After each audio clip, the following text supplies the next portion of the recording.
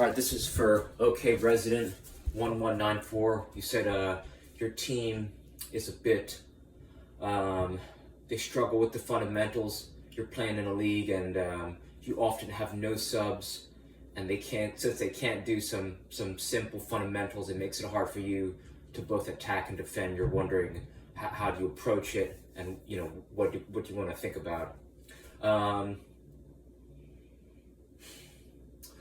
First thing, you could start with improving your personal performance, right? Take personal responsibility, right? Kind of focus on running your own race, right? And your personal development. The first thing that I think would be very helpful, I recommend it to basically every single person I speak to, just because it's helped me tremendously. I've been playing soccer for 27 years, and I just learned this in the past few months, and that's this TED Talk by Dr.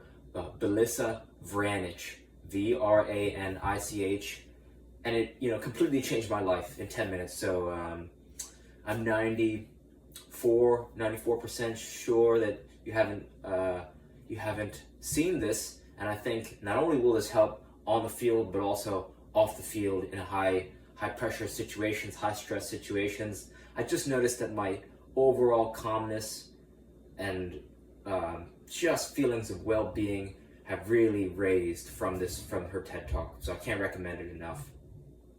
The second thing is you can always show up a little bit early, right? We had a player at my club. I forget his name, but he was on the older team, and he would juggle for an hour before every practice. And there's a funny story about him. Someone was chirping him on the field, and they were criticizing his play, and they're like, I bet you're not even going to school. This is like before he went to college, and he said, I bet you're not even going to school to play ball. And he's like, oh yeah, get a full ride to Harvard. Right, so it's not that Harvard, I mean, I'm sure they're a great team, but the whole point is that, even if you showed up 15, 10, even 5 minutes early and got, a couple hundred touches, get into a nice juggling warm-up, they can't help you enough, right? So that's not only, it'll show the other team you want to be a good role model, not just as a player, but as a person, and showing up early just demonstrates to your team that, like, hey, you might not be the best on the team, maybe you are, but it's about growing. You help the team grow by growing yourself and taking some responsibility for improving. So that could be a good model for your team. The second thing is, you're going to be on, there's teams where you're going to be the best on, there's teams where you're going to be the worst on. If you're the best on a team, you want to be a leader. You want to encourage them to play excellently, and I've noticed the best way to do that is with your play. Right? I coached a college team this past fall, and I spent as little as time possible using my words to convey ideas, and I just let, whenever I was allowed to contribute or whenever I was able to demo some things, I played very simple.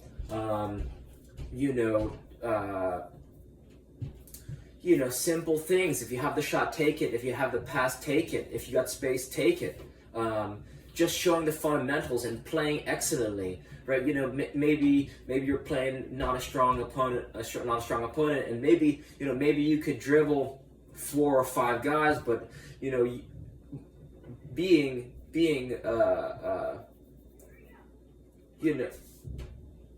there's opportunity to get your team involved, is what I'm saying. So encouraging excellent play with your team. Encouraging excellent play with your team, right? That's being a good teammate, right? Like, so much of what Ted Lasso is going deeper than the soccer. It's more about, like, being a good coach and being a good teammate. It's like being a good person first, and being a great person first, and then maybe a great coach or great teammate second. So whenever there's opportunity to help players around you grow, you want to take that opportunity and help them develop. And with your play, you can show them what great play looks like. Give and goes. Give and goes, taking players on when there's the opportunity to do so and when it calls for it, and just maybe some good tactics, like some fundamentals like dropping, compressing, and sliding toward your goal when you're defending, and then spreading out and shifting, to attack, to open up lanes and passing lanes and attacking lanes when you're attacking.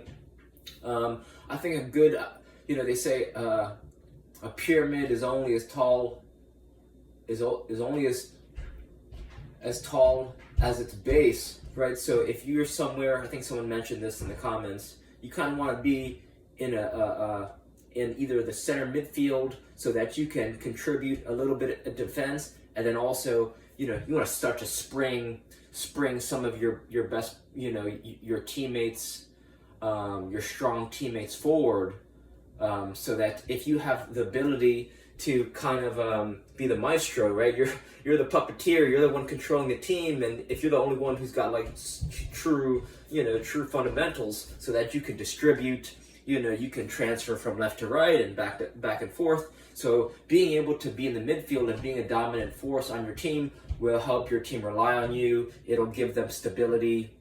So I think you got to use some of those principles, right? Don't, like you said, you can't attack and also drop back to defend too. So it's you want to be more of a holding center midfielder and let some of the your teammates spend more time attacking, because right, I noticed in a lot of rec play or on small side games, a lot of goals are scored off the counter, right? So this is a good strategy, right? Because you can shut down an attack, and then you spring your teammates forward, and right, you can kind of show them what good play looks like, playing simple and being a distributor. So for what it's worth. So I think you should try to do some of those, see if some of those ideas help. And thank you for your time. Reach out with any questions. All right, thank you.